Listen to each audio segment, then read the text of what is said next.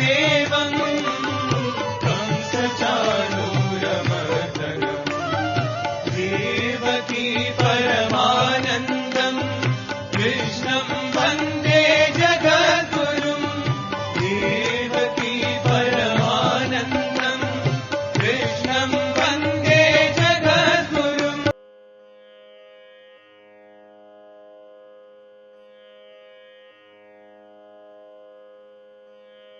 శ్రీ గురుభ్యో నమః. వ్యాస విరచిత శ్రీమద్భాగవతంలో దశమ స్కందంలో నేడు మనం 60వ అధ్యాయం ప్రవచించుకుంటున్నాం. ఈ అధ్యాయంలో రుక్మిణీదేవికి పరీక్ష పెడుతున్నాడు శ్రీకృష్ణ భగవానుడు. రుక్మిణీ కృష్ణుల యొక్క విరసోక్తులు అని దీనికి పేరు. దీంట్లో ఇప్పటి వరకు నిన్న చెప్పుకున్నటువంటి శ్లోకాలను దాదాపు ఒక 15 శ్లోకాలు ప్రవచించుకున్నా.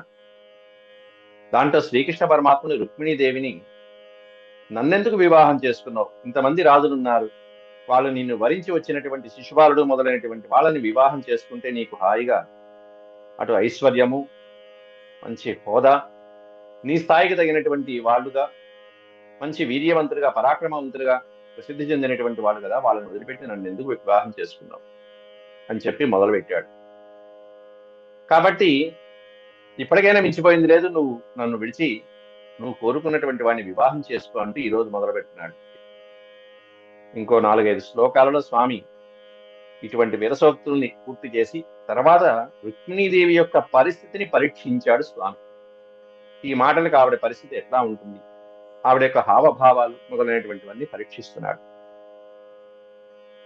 ఎందుకుని జరిగింది ఇదంతా అనేటువంటి కారణం కూడా సుఖయోగేంద్రుల వారు ఈ కృష్ణుడి యొక్క పలుకుల తర్వాత చెప్పారు. కారణం ఏంటి, ఈ విధంగా కృష్ణుడు రుక్మిణితో అంతవరకు హృదయ స్థానంలోనే ఉండేటువంటి ఆ స్త్రీ మహాలక్ష్మితో ఈ విధంగా సంభాషించవలసినటువంటి అగత్యమే ఉంది అనేటువంటి కారణం కూడా సుఖయోగేంద్రుల వారు తర్వాత చెప్పడం జరుగుతుంది.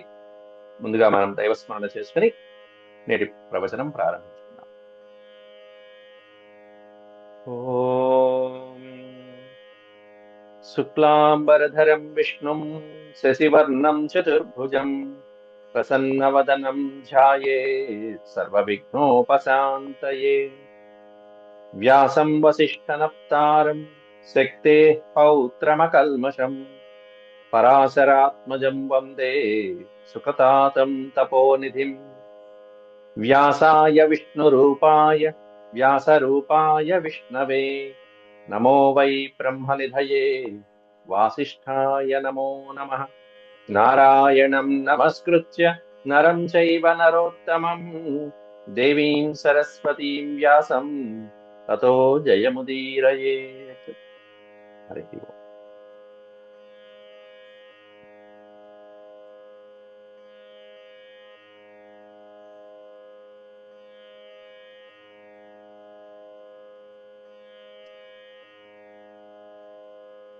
యయోరాత్మసమం విత్తం జన్మైశ్వర్యాకృతిర్భవః తయోర్వివాహో మైత్రీ చ నోత్తమాధమయో క్వచిత్ అంటూ వివాహం చేసుకునేటప్పుడు ఈడు జోడు కాస్త చూడాలి కదా రుక్మిణి. ఏమేం చూడాలంటే భవః జన్మ, ఏ వంశంలో జన్మించాడు, ఐశ్వర్యం ఏమిటి, ఉద్యోగం సద్యోగం ఏమిటి, ఆత్మసమం విత్తం ఆత్మసమం తనతో సమానంగా అందం ఉందా, ధనం ఉందా, ఐశ్వర్యాదులు ఉన్నాయా మొదలైనటువంటివన్నీ చూస్తారు. కాబట్టి దీన్ని బట్టి వివాహంలో మైత్రి అనేటువంటి కుదురుతుంది కదా. ఇవేమీ లేనటువంటి నన్ను వివాహం చేసుకుని నువ్వేం బాగుపడతావు చెప్పు అంటూ వైదర్భ్యతత్వ విజ్ఞాయ త్వయా దీర్ఘ సమీక్షయా వృతా వయం గుణైర్హీనా భిక్షుభిః శ్లాఘితాముదా అంటున్నాడు. హే వైదర్భి, విదర్భరాజ కుమార్తె కాబట్టి వైదర్భి అని పిలుస్తారు. దమయంతీదేవి, నలదమయంతుల్లో దమయంతీదేవి కూడా విదర్భరాజ పుత్రిక.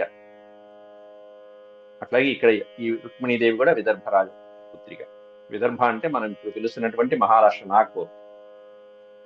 కాబట్టి వైదర్భ్యే వైదర్భి ఏతద్ అవిజ్ఞాయ ఏతద్ అవిజ్ఞాయ. అవిజ్ఞాయ అంటే, విజ్ఞాయ అంటే తెలుసుకోవటం అండి, అవిజ్ఞాయ అంటే తెలుసుకోకుండా, ముందు వెనకలు ఆలోచించకుండా త్వయా దీర్ఘ సమీక్షయ సమీక్ష ఆలోచన లేకుండా, దీర్ఘ సమీక్ష, ముందు వెనకలు ఆలోచించకుండా, నా గురించి పూర్తిగా తెలుసుకోకుండాను నన్ను వరించావు, నన్ను ప్రేమించావు. వృతా భయం. ఎట్లాంటి నన్ను ప్రేమించావు? గుణైర్హీన, గుణరహితమైనటువంటి వాడిని, ఒక్క గుణం లేదు. చూడు ఆ మహారాజులు ఎంతమంది ఉన్నారు, ఎన్ని గుణాలు కలిగినటువంటి వాళ్ళు, వాళ్ళందరూ కూడా. నేను గుణహీనుణ్ణి, ఏ గుణాలు లేనటువంటి వాడిని. భిక్షుభిశ్లాఘితాముదా. అట్లాంటి నన్ను ప్రశంసించేది ఎవరు? ఎవరు ప్రశంసిస్తూ ఉంటారు తెలుసా? భిక్షుభి. ఏమీ ఆస్తులు ఐశ్వర్యాలు అంతస్తులు లేనటువంటి పేదవాళ్ళు ఉంటారు చూసారా, పేద బ్రాహ్మణులు, భిక్షాటన చేత చరించేటువంటి భిక్షుకులు మాత్రమే, ఆ బ్రాహ్మణోత్తములు మాత్రమే వాళ్ళ వేద మంత్రాలతో, వాళ్ళ ఏదో స్వస్తి వాక్యాలతో కాస్త ఏదో ముదా వాళ్ళ సంతోషంతో శ్లాఘిత కీర్తిస్తూ ఉంటారు అంతే. ఏమీ ఆస్తులు పాస్తులు లేనటువంటి వాడు, భిక్షాటనే వృత్తిగా కలిగినటువంటి బ్రాహ్మణోత్తములు కొంతమంది ఏదో మా వేద మంత్రాలతో కాస్త శ్లాఘిస్తూ కీర్తిస్తూ ఉంటారు తప్ప, గుణరహితుడైనటువంటి వాణ్ణి తెలుసుకోకుండా ఆలోచించకుండా, ఏమిటి నన్ను ఇలా చేసుకున్నావు వైదర్భి, ఏమిటి ఇట్లా ఆలోచన లేకుండా ఇలాంటి నిర్ణయం తీసుకున్నావు నా పట్ల, అనవసరంగా వృధాగా నన్ను వరించావు కదా అని చెప్పి దెప్పి పొడుస్తున్నాడు అక్కడ శ్రీకృష్ణ పరమాత్మ. అలాగే ఈవిడ చెప్పినటువంటి మాటలు, తర్వాత ఎంతమంది రాజులున్నారు, వాళ్ళందరినీ వరిస్తే నీకు హాయిగా సుఖంగా హాయిగా జీవించవచ్చు కదా అని చెప్పి ఆ రాజుల యొక్క పేర్లను కూడా చెప్తున్నాడు. తర్వాత అథాత్మనోను రూపం వై భజస్వ క్షత్రియ వృషభం ఏన త్వమాశిషః సత్యా ఇహాముత్ర చ లప్స్యసే. అథ ఆత్మనో అనురూపం. ఆత్మనః అనురూపం అంటే ఇప్పటికైనా మించిపోయింది లేదు, కానీ నీకు సరిపోయేటువంటి అనురూపుడు అయినటువంటి మహారాజుని, క్షత్రియ వృషభుణ్ణి భజస్వ, సేవించు. నేను నీకు స్వేచ్ఛని కల్పిస్తాను, నువ్వు వెళ్తానండి. కాబట్టి ఇప్పటికైనా మించిపోయింది లేదు, నువ్వు వెళ్ళి నీకు నచ్చినటువంటి క్షత్రియ వృషభుడు ఎవరైతే ఉంటారో నీకు అనురూపుడైనటువంటి మహారాజుని వెళ్ళి వరించు. ఏన త్వమాశిషః. త్వం ఆశిషః. ఆశిషః అంటే నువ్వు అభిలషించినటువంటి, నువ్వు కోరుకున్నటువంటి ఏ రాజైతే ఉంటాడో అతన్ని వరించు. సత్యా ఇహాముత్ర చ లప్స్యసే. ఎట్లాంటి మహారాజు? నీకు ఇహ అముత్ర చ లప్స్యసే అని చెప్తున్నారు అక్కడ. అంటే ఈ లోకంలోనూ పరలోకాలలో నువ్వు సుఖాన్ని పొందగోరేటువంటి ఏ మహారాజు అయితే ఎటువంటి కోరికలైతే తీరుస్తాడో అటువంటి మహారాజు నువ్వు హాయిగా సేవించు, హాయిగా ఉండొచ్చు. దానివల్ల ఈ లోకంలో ఇబ్బంది లేకుండా హాయిగా సుఖంగా ఉంటావు ముందు. ఇహ అముత్ర. అముత్రము అంటే పరలోకం. ఈ లోకంలో పై లోకంలో కూడా సుఖాలని పొందగలిగేటువంటి నీ రాజులు ఎవరైతే ఉంటారో అటువంటి రాజుల్ని నువ్వు వరించు వెళ్ళి. పర్వాలేదు, నేను స్వేచ్ఛను కల్పిస్తా, నువ్వు వెళ్తానంటే చెప్పు, స్వేచ్ఛను కల్పిస్తాను ఇప్పుడే అందరి ముందు. ఎందుకంటే చాలా మంది రాజులు ఇప్పటికీ నిన్ను కోరుకుంటున్నటువంటి వాళ్ళు ఎవరున్నారు? చైద్య శాల్వ జరాసంధ దంతవక్త్రాదయో నృపాః మమ ద్విషంతి వామోరు రుక్మీ చాపి తవాగ్రజః. హే వామోరు అంటూ ప్రతి శ్లోకంలో ఒక్కొక్క రకంగా సంబోధన వాడుతున్నాడు అక్కడ. అంటే వామ ఊరు, చక్కటి సుందరమైనటువంటి శరీర అవయవాలు కలిగినటువంటి దాన అని అర్థం అక్కడ. చైద్యుడు ఉన్నాడు, చేది దేశరాజైనటువంటి శిశుపాలుడు. సాల్వుడు ఉన్నాడు. ఈ సాల్వుడు ఎవరో కాదు, తర్వాత అద్భుతమైనటువంటి వీర విహంగం చేసి శ్రీకృష్ణ పరమాత్ముడిని చాలా ఇబ్బంది పెట్టినటువంటి వాడు సాల్వుడు. ఈ సాల్వుడే ఇంకా మహాభారతంలో చెప్పాలంటే భీష్ముడితో యుద్ధం చేసినటువంటి వాడు. అంబాలికల్ని తీసుకొస్తున్నప్పుడు అంబ ప్రేమించినటువంటి వ్యక్తి ఈ సాల్వుడు. అట్లాంటి సాల్వ మహారాజు శివుడి యొక్క తపస్సు చేసి ఓ అద్భుతమైనటువంటి రథాన్ని సృష్టించుకున్నాడు, నగరాన్ని సృష్టించుకున్నాడు. ఆ అంతరిక్షంలో ఉండేటువంటి ఆ రథాన్ని నాశనం చేయలేరు ఎవరు. అట్లాంటి సాల్వుడితో దాదాపు నెలల తరబడి యుద్ధం చేశాడు శ్రీకృష్ణ పరమాత్మ. అట్లాంటి సాల్వుడున్నాడు, చైద్యుడున్నాడు, శిశుపాలుడు, జరాసంధ దంతవక్త్రాదయో నృపాః. జరాసంధుడున్నాడు, అందరికీ మించినటువంటి వాడు. అలాగే శిశుపాలుడి యొక్క సోదరుడు లాంటి వాడు దంతవక్త్రుడున్నాడు. ఇట్లాంటి మహారాజులు ఎంతో మంది నన్ను శత్రువుగా భావించిన వాళ్ళు, నిన్ను కోరుకునే వాళ్ళు ఉన్నారు. మమ ద్విషంతి. ద్విషంతి అంటే నన్ను ద్వేషించేవాళ్ళు. ద్విషంతి నన్ను ద్వేషించేవాళ్ళు, నిన్ను కామించేవాళ్ళు. అట్లాంటి వాళ్ళని హాయిగా నువ్వు వివాహం చేసుకోవచ్చు కదా. పైగా నీ సోదరుడికి కూడా నా పట్ల ద్వేషభావం ఉన్నది. రుక్మీ చాపి తవ అగ్రజ, తవాగ్రజ, తవ అగ్రజ, నీ అగ్రజుడైనటువంటి రుక్మి కూడా నా పట్ల ద్వేషభావంతోనే ఉన్నాడు కదా. కాబట్టి ఇంతమంది శత్రువుల్ని ఉన్నటువంటి నన్ను చేసుకుని ఏం సుఖిస్తావు చెప్పు. ఎప్పుడు ఎలా ఉంటుందో తెలియదు. జయాపజయాలు దైవాధీనం. వీళ్ళతో ఎప్పుడూ నాకు యుద్ధం వస్తూనే ఉంటుంది. ఆ యుద్ధంలో నా పరిస్థితి ఎలా ఉంటుందో తెలియదు. కాబట్టి ఎవరినో ఒకరిని వివాహం చేసుకో హాయిగా అన్నట్టుగా శ్రీకృష్ణ పరమాత్ముడు వాళ్ళ దగ్గరికి వెళ్ళొచ్చు కదా అని చెప్పి ఒక పరీక్ష పెడుతున్నాడు ఇక్కడ రుక్మిణీదేవికి. ఎంత భయంకరమైనటువంటి మాటలు ఇవన్నీ కూడా రుక్మిణీదేవికి, కర్ణ కఠోరమైనటువంటి వచనాలు ఇవన్నీ. సాల్వ జరాసంద చైద్యాది రాజులు చెలగినన్ వీక్షించి మలయచుండనది కాక రుక్మిణీ అన్నయు గర్వించి వీర్య మధాంతుడై వెలయుచున్న వారి గర్వంబులు వారింపగాచే కోరి. ఇట్లాంటి చైద్యుడు జరాసంధుడు మొదలైనటువంటి రాజులు ఉన్నారు. నీ అన్నకి నేనంటే పడదు. పోని ఇక్కడ ఈ మూడో పాదంలో భయంకరమైనటువంటి ఒక విషం లాంటి, అంటే రుక్మిణీదేవి పట్ల అతి భయంకరమైన గుండెల్లో గుచ్చుకుపోయేటువంటి ఒక మాట చెప్తున్నాడు. ఏమిటి అంటే, పోని వివాహం విషయంలో ఐశ్వర్యం చూడాలి, రూపం చూడాలి, గుణం చూడాలి, వంశం చూడాలి, ఇవన్నీ నేను చూడనయ్యా. నన్ను ప్రేమించే వ్యక్తి కావాలి నాకు అని అనుకునేటువంటి స్త్రీలు 70% మంది స్త్రీలు అనుకుంటారు.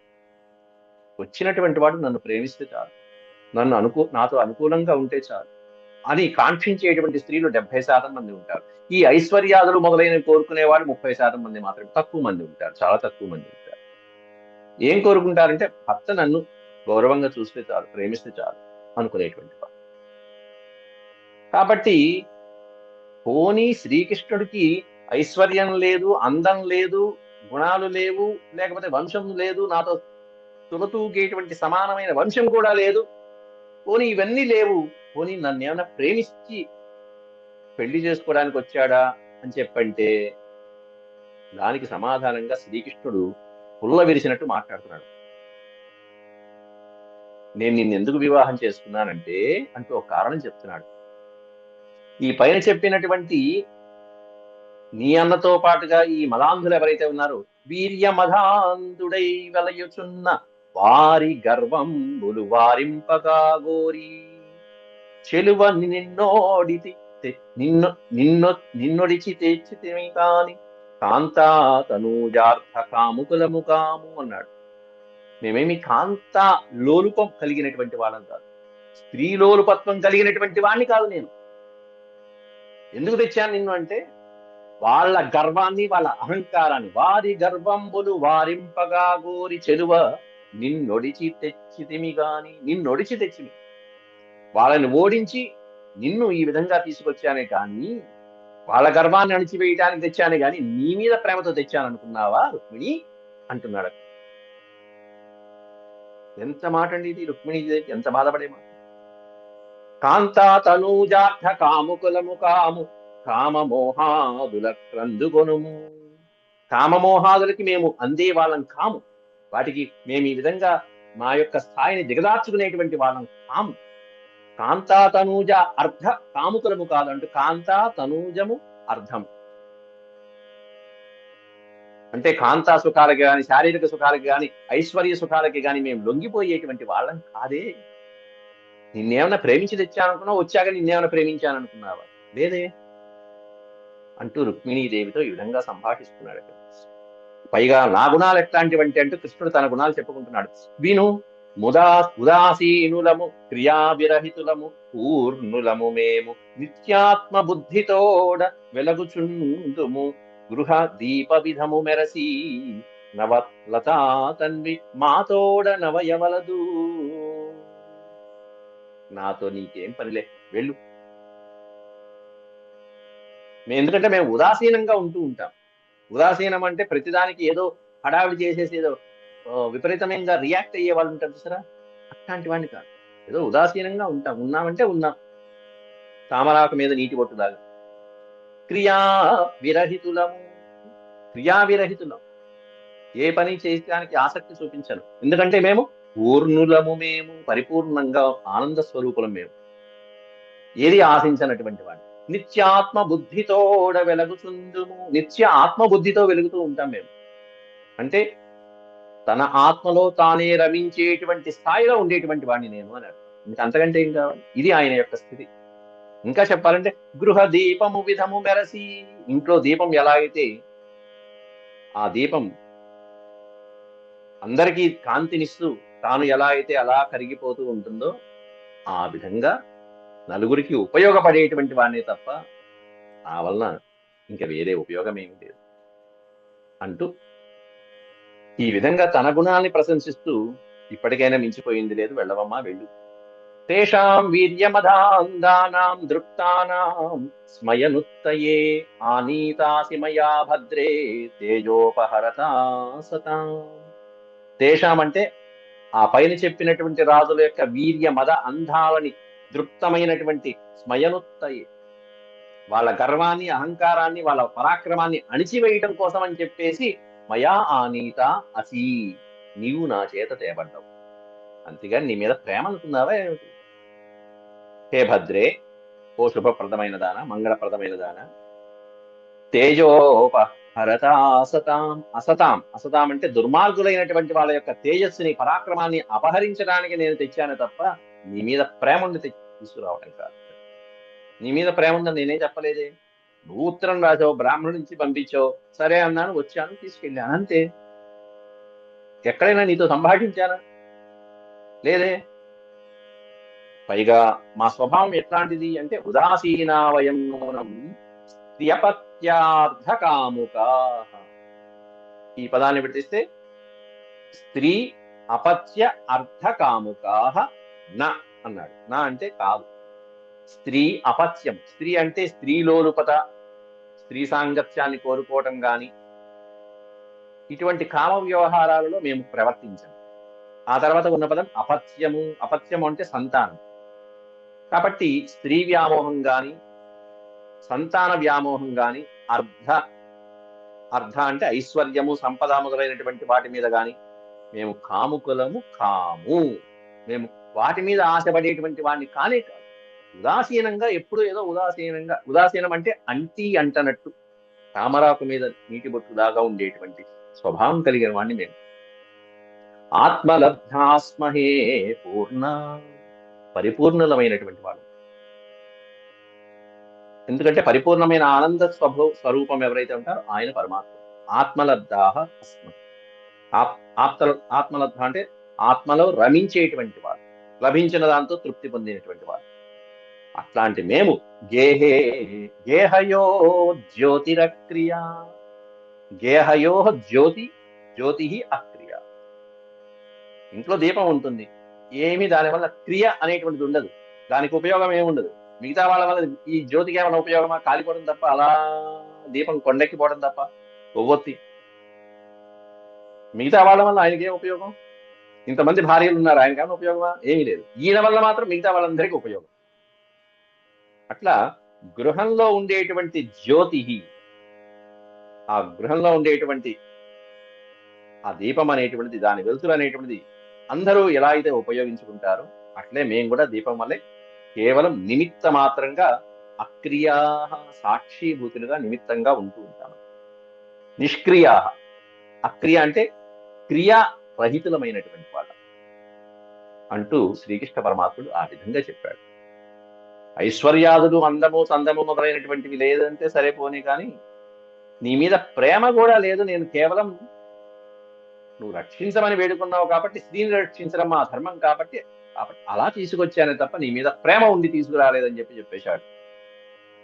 దాంతో ఒక్కసారిగా రుక్మిణీదేవి యొక్క పరిస్థితి ఎలా ఉంది అనేటువంటిది, అసలు ఈ విధంగా ఇంత విరసోక్తులు ఆడవలసినటువంటి అగత్యం ఏం పట్టింది, కృష్ణుడు ఎందుకు ఇంత కఠినంగా వ్యవహరించాడు ఆమె పట్ల అనే దానికి సుఖయోగేంద్రుల వారు పరీక్షిత్ మహారాజుకి చెప్తున్నాడు కారణం. ఎందుకంటే లేకపోతే పరీక్షిత్ అడిగేస్తాడు, ఏమిటయ్యా ఇలా మాట్లాడాడు కృష్ణ భగవానుడు అని చెప్పి పరీక్షిత్ అడుగుతాడేమో అని ఆవేశంగా సుఖయోగేంద్రుల వారి ఏతావదుక్త్వా భగవానాత్మానం వల్లభామివ మన్యమానామవిశ్లేషాత్ తద్దర్ప తద్దర్పఘ్న ఉపారమత్. ఈ 4 అక్షరాలు చాలా ముఖ్యమైనటువంటి అక్షరాలు. తద్దర్పఘ్న. దర్పము అనే పదానికి అర్థం మీకు తెలిసిన పదమే. దర్పము అంటే అహంకారం. ఘ్న అనే ఒక్క అక్షరానికి అర్థం నాశనం చేయుట అని అర్థం. చంపుట, నశింప చేయుట. ఘ్న అంటే కొట్టుట అని అర్థం. ఏమి హరించాలి అంటే ఆ రుక్మిణీదేవికి వచ్చినటువంటి కొద్దిపాటి దర్పాన్ని గమనించినటువంటి శ్రీకృష్ణుడు ఆ దర్పాన్ని హరించగోరి. ఘ్న అంటే కొట్టగోరి. తద్దర్పఘ్న ఉపారమత్. రుక్మిణీదేవికి ఎందుకు ఆ దర్పం వచ్చింది అంటే వల్లభామివ మన్యమానం. ఆత్మానం వల్లభామివ మన్యమానం. తనకు తాను రుక్మిణీదేవి మనసులో చాలా వరకు కొంచెం అహంకారంగా ప్రవర్తించిన సందర్భం జరిగింది. ఎందుకంటే శ్రీకృష్ణుడికి అందరూ ఉన్నటువంటి భార్యలందరిలో నేనే అత్యంత ప్రియతమమైనటువంటి భార్యని కదా. ఎందుకంటే నిరంతరం ఆయన యొక్క వక్షస్థలమునందు నివసించేటువంటి భార్యని నేనే కదా, నిరంతరం నాతోనే ఉంటాడు కదా ఎప్పుడు అనేటువంటి భావన కలిగింది. ఆ విధంగా మన్యమాన అంటే భావించుట. ఆ విధంగా భావిస్తూ ఉన్నటువంటి మన్యమానా అవిశ్లేషా తద్దర్పఘ్న ఉపారమత్. ఆ విధంగా ఆవిడ యొక్క దర్పము అహంకారం ఏదైతే ఉంటుందో భగవానుడు అది గమనించి, రుక్మిణీదేవి యొక్క స్వభావాన్ని గమనించి ఆమెలో ఆ దర్పాన్ని, ఆ అభిమానాన్ని, స్వాభిమానం, దురభిమానాలు ఏవైతే ఉంటే వాటిని తొలగించడం కోసం శ్రీకృష్ణ భగవానుడు మెల్లగా ఈ విధంగా పలికి ఏతావదుక్వా భగవాన్ శ్రీకృష్ణ పరమాత్ముడు ఇంతవరకు పలికి ఈ విధంగా మాట్లాడి మౌనంగా ఉన్నాడు శ్రీకృష్ణ పరమాత్ముడు. అంటే ఈ మాట్లాడినటువంటి మాటలలో ఆవిడ యొక్క పరిస్థితి ఎలా ఉంటుంది, ఆవిడ ఏ విధంగా మళ్ళీ ప్రతిక్రియ చేస్తుంది అనేటువంటి విధంగా గమనిస్తూ ఉందామని చెప్పి అంతటితో మాట్లాడి ఆపేశాడు. ఎప్పుడైనా సరే మనం మాట్లాడేటప్పుడు మాట అనేటువంటిది ఎప్పుడు ప్రియం బ్రూయాత్ సత్యం బ్రూయాత్ ప్రియం బ్రూయాత్ నబ్రూయాత్ సత్యం అప్రియం అంటారు. ఇప్పుడు కూడా సత్యమే పలకాలి, ప్రియమే పలకాలి తప్ప అసత్యాన్ని గాని అప్రియమైనటువంటి మాటల్ని గాని ఎవరితో మాట్లాడకూడదు, ఎప్పుడు మాట్లాడకూడదు. కానీ ఈయన కృష్ణ పరమాత్ముడంతటి వాడే అప్రియమైనటువంటి మాటల్ని మాట్లాడాడు.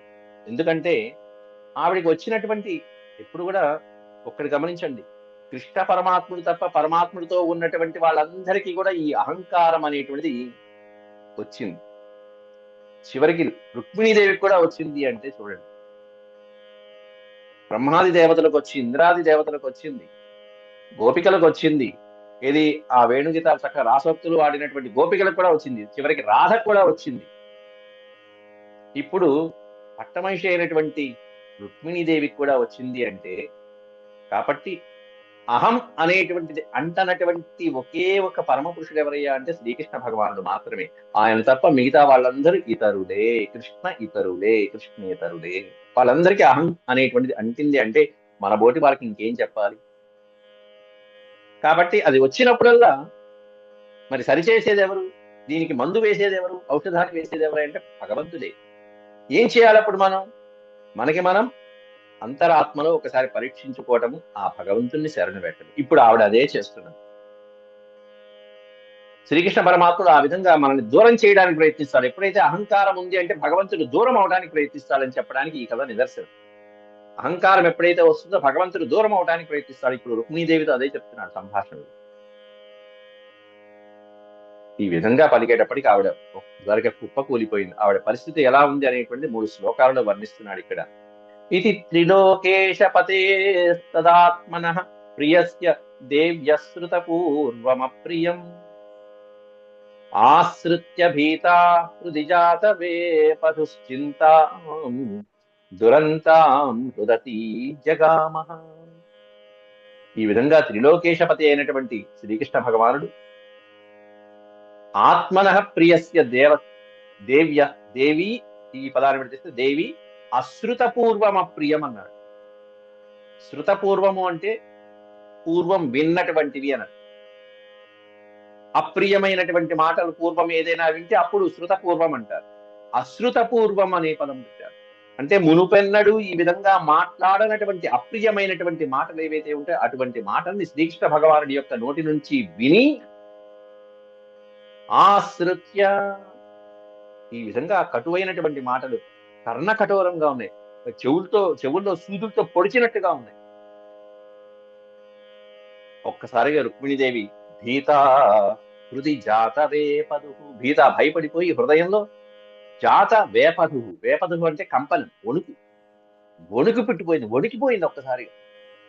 చింతాం దురంతాం రుదతి, దురంతాం రుదతి, దురంతాం అంటే మిక్కిలి విపరీతంగా బాధపడుతూ ఏడుస్తూ కన్నీరు మున్నూరు కారుస్తూ ఓ పక్కన అశ్రుత నయనాలతో అలా బోరున విలపిస్తూ విలపిస్తూ విలపిస్తూ ఆ అశ్రు నయనాలకి ఆవిడ యొక్క ముఖము అంతకుముందు ఎంత అందంగా ఉంది, ఆ శోభ ఎలా ఉంది, అలంకారాలు ఎలా ఉన్నాయి చెప్పాడు. ఇప్పుడు పరిస్థితి, ఆ బాధలో ఆవిడ యొక్క పరిస్థితి చూపిస్తున్నాడు. పదానుజాతేన నఖారుణ స్త్రియా భువం లిఖన్త్యశ్రుభిరంజనాసితై ఆసించతి కుంకుమరూషితౌ స్తనౌ తస్థావధో ముఖ్యతి దుఃఖరుద్ధవాక్. శ్లోకాలని ఇట్లాంటి ఈ శ్లోకాలని అర్థం గాని ఆ పదం యొక్క పదం ఎక్కడ ఆపాలో అక్కడ ఆపుతూ నేను చదువుతూ ఉంటాను. ఎందుకంటే వినేటువంటి వాళ్ళకి కానీ చదువుకుని తర్వాత మీరు చదువుకోవడానికి కానీ ఎక్కడైనా వెసులుబాటు ఉంటుందనే ఉద్దేశంతో. కాబట్టి చదివేటప్పుడు మీరు గమనిస్తే గమనించండి, లేదంటే కామాలు పెట్టుకుని వెళ్ళినా.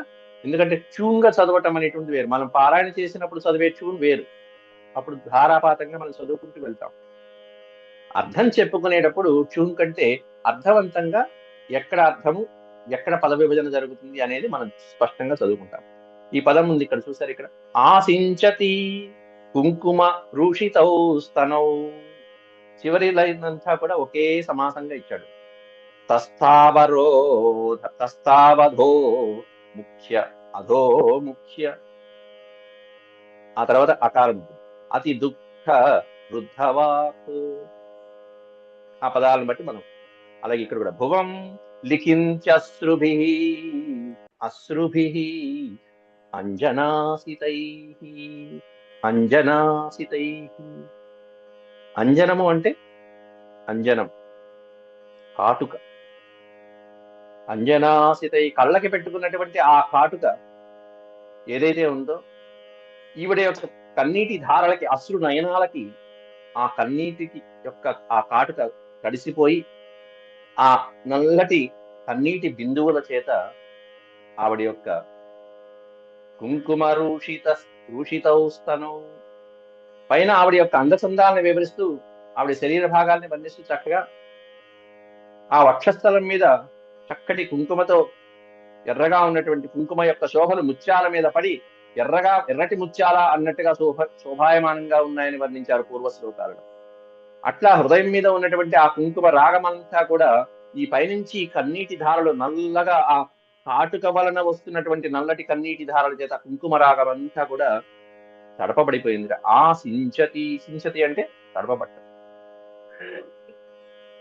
అంతేకాకుండా ఆవిడ యొక్క పాదము యొక్క వేలితో నేల మీద రాస్తూ ఉన్నదిట. ఆ అర్థాన్ని పైన చెప్తున్నారు. పదా సుజాతేన నఖారుణ శ్రియ, నఖ అరుణ శ్రియ, అరుణ కాంతులతో ఉండేటువంటి ఎర్రటి గోళ్ళ కలిగినటువంటి, ఎర్రటి గోళ్ళు అనేటువంటిది ఎందుకు చెప్తారంటే ఎప్పుడు కూడా గోళ్ళని బట్టి మన ఆరోగ్యాన్ని, ఆయుష్ని, ఆయుర్దాయాన్ని చెప్పవచ్చు. కేవలం గోళ్ళని చూసి చెప్పవచ్చు ఆయుర్దాయం ఎట్లా ఉంటుంది, ఆరోగ్యం ఎలా ఉంటుంది.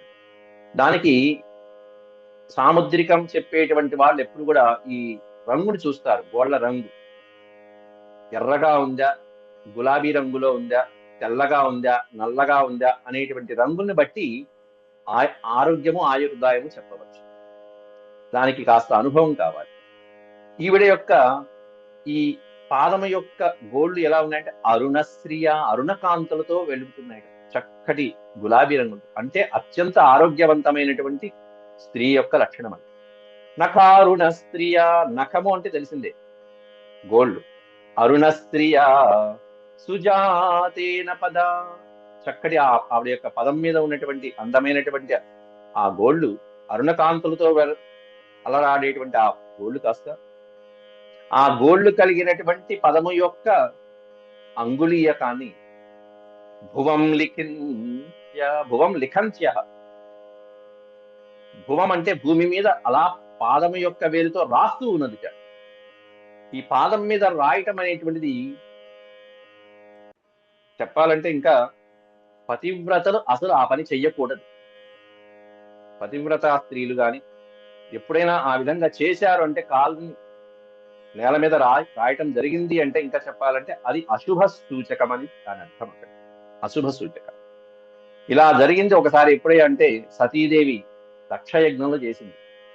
దక్షయజ్ఞం జరుగుతున్నప్పుడు సతీదేవి తనకి తానుగా యోగమాయలో భస్మమైపోవటం కోసం అని చెప్పేసి ఆ యోగమాయని సృష్టించుకున్నది ఇదిగో ఈ పద్ధతి ద్వారా.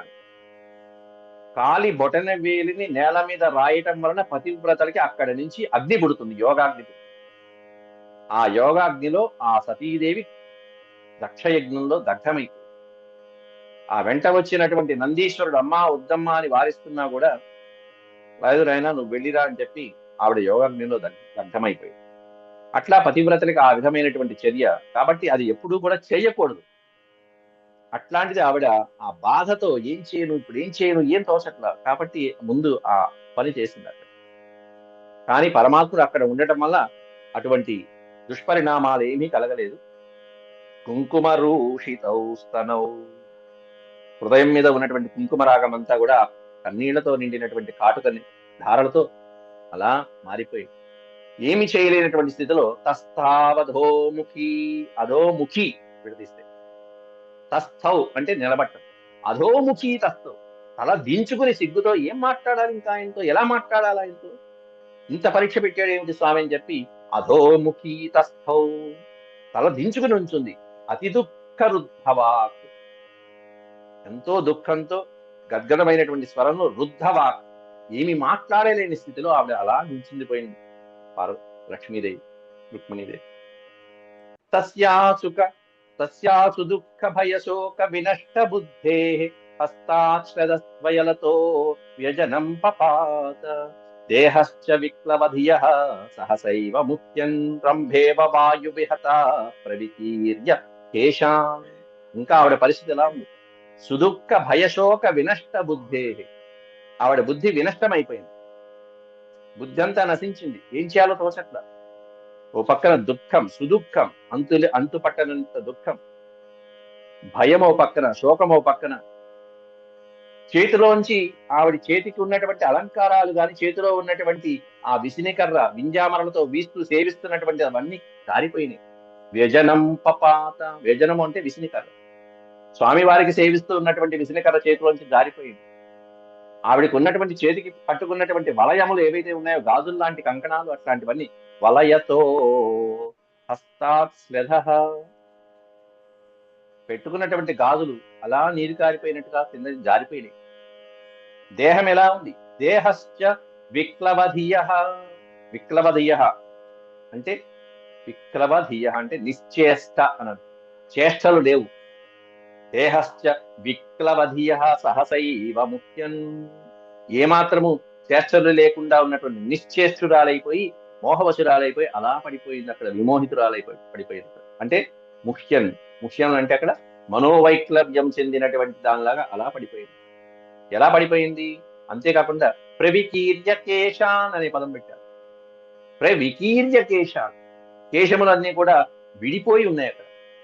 అప్పటిదాకా చక్కగా ముడిపెట్టుకున్నటువంటి ఆ కేశములు కాస్త బాధలో ఒక్కసారిగా కేశములు విడిపోయినాయి. విడిపోయినటువంటి కేశాలతో వాయు విహత రంభేవ పపాత, ఈ పపాత అనేటువంటి పదం క్రియాపదం, పడిపోయేను. ఎలా పడిపోయింది అంటే వాయు విహత రంభేవ పపాత, పెనుగాలికి పడిపోయినటువంటి అరటి చెట్టు రంభ ఇవ, అరటి బోదె, అరటి చెట్టుకి రంభ ఫలం అంటారు. అట్లా వాయు విహత రంభేవ, పెనుగాలికి తుఫాను గాలికి పడిపోయినటువంటి అరటి వృక్షం అలా పడిపోతుందో అలా కుప్పకూలిపోయింది రుక్మిణీదేవి. ఒక్కసారి ఆ స్వామివారి యొక్క మాటలు అయిపోయింది. ఇది పరీక్ష స్వామివారి పెట్టిన పరీక్ష. అంటే ఆయన అన్నటువంటి మాటలకి నిజంగానే అహంకార పూరితురాలైనటువంటి స్త్రీ అయితే ఏమయ్యేది? 4 మాటలు టక్క టక్క టక్క టక్క దులిపేసేది. మనం చాలా మందిని చూస్తూనే ఉంటాం మన పక్కన. కానీ అట్లా కాకుండా ఈవిడ, అయ్యో స్వామి ఇంత మాట ఎప్పుడూ అనలేదే నాతో, ఈ విధంగా సంభాషించారే, ఇది స్వామి పరీక్ష. దీనికి మనం ఎవరి దగ్గర నుంచి నేర్చుకోవాలంటే, రామాయణంలో హనుమంతుల వారి దగ్గర నుంచి ఇటువంటి హావభావాల్ని పరీక్షించడం కానీ, కమ్యూనికేషన్ స్కిల్స్ అంటారు చూసారా, ఎదుటి వాళ్ళని చూసి మాట్లాడినప్పుడు వాళ్ళ హావభావాలను బట్టి, ముఖ కవళికలను బట్టి ఎలా తెలుసుకోవాలంటంలో హనుమంతుల వారు ముందుంటారు ఇప్పుడు. అటు సీతాదేవిని పరీక్షించే సమయం, సీతాదేవి యొక్క అన్వేషణ చేసినప్పుడు కానీ, భరతుణ్ణి పరీక్షించిన సందర్భంలో కానీ, రాముడు వస్తున్నాడయ్యా అయోధ్యగానంగానే భరతుడు యొక్క పరిస్థితి ఎలా ఉంది, ఆనందించాడా, రాముడు వస్తున్నాడు అనగానే సంతోషించి ఆలింగనం చేసుకుని ఎంత శుభవార్త చెప్పావు హనుమ అని చెప్పి భరతుడు ఆనందంగా సమాధానం ఇస్తాడు. ఆ సమాధానాన్ని చూసేటప్పటికీ హనుమంతుల వారు భరతుడి యొక్క నిజస్వరూపాన్ని మెచ్చుకుని శ్రీరాముడికి విన్నవిస్తాడు, నువ్వు అయోధ్యలో ప్రవేశించవచ్చయ్యా అంటూ. అలా కాకుండా రాముడు వస్తున్నాడు 14 సంవత్సరాల తర్వాత రాముడు వస్తున్నాడు అని చెప్పేటప్పటికి భరతుడి యొక్క హావభావాల్లో కనుక ఏదన్నా చిన్న మార్పు గమనించి ఉంటే హనుమంతుల వారు, వస్తున్నాడా రాముడు వస్తున్నాడా, ఇప్పుడే వస్తున్నాడా, సరే కానీ రా అనేటువంటి భావన గాని, లేకపోతే మాట మాట్లాడకుండా ఉన్నా దోషమే, కొంచెం ఆలస్యంగా పలికిన దోషమే, ఇవన్నీ పసిగట్టగలిగిన వాడు హనుమంతుడు. కాబట్టి ఆ ఎదుటి వాళ్ళు, మనం అన్న తర్వాత ఎదుటి వాళ్ళు ఏ విధంగా మాట్లాడుతున్నారు, సంభాషిస్తున్నారు అనే హావభావాల్ని పసిగట్టి ఆవిడ యొక్క పరిస్థితిని గమనించి శ్రీకృష్ణ పరమాత్ముడు మళ్ళీ అంత కష్టంగానూ మాట్లాడాడు, చివరికి అంత ప్రేమగాను దగ్గరికి తీర్చుకోవటం అనేటువంటిది రేపు ఎలా ఉంటుందో మనం చూద్దాం. ఈ మాట్లాడటం ఎందుకు, పడిపోయిన తర్వాత మళ్ళీ లేవనైతే మళ్ళీ వెన్నపోయటం దేనికి, మళ్ళీ మళ్ళీ చక్కటి వెన్నట్లాంటి మాటలతో, మృదువైనటువంటి మధురమైనటువంటి మాటలతో దగ్గరికి తీసుకుని హత్తుకుని, అయ్యో రుక్మిణి నువ్వు ఇలా బాధపడ్డావు, నేను ఊరికినే అన్నామ్మా అంటూ మళ్ళీ దగ్గరికి తీసుకోవడం, ఇది ప్రేమ అంటే. ఆ ప్రేమ భావాలు ఎలా, ఏమండి ఇది అన్యాయం కదా, కృష్ణుడు ఎంత అబద్ధాలు చెప్పాడు, నువ్వంటే నాకు ఇష్టం లేదంటాడా, మరి రుక్మిణీదేవి సందేశం ఇచ్చినటువంటి బ్రాహ్మణుడితో ఏమన్నాడు అక్కడ, ఒక్కసారి గుర్తు చేసుకోండి. అవును, ఆవిడ రుక్మిణీదేవి అంటే నాకు కూడా ఇష్టమే కదా అని చెప్పి అన్నాడా లేదా, ఆట పట్టించడం కదా ఇవన్నీ, ఏడిపించడం కదా. అట్లా మళ్ళీ ఎలా ఓదార్చాడు అనేటువంటిది రేపటి భాగంలో మళ్ళీ చూద్దాం. అంతవరకు సెలవు. ఓం శాంతి శాంతి శాంతి. యదక్షరపద భ్రష్టం మాత్రాహీనం చ యద్భవేత్ సర్వం క్షమ్యతాం దేవ నారాయణ నమోస్తుతే. సర్వం శ్రీకృష్ణార్పణమస్తు. హరి ఓం.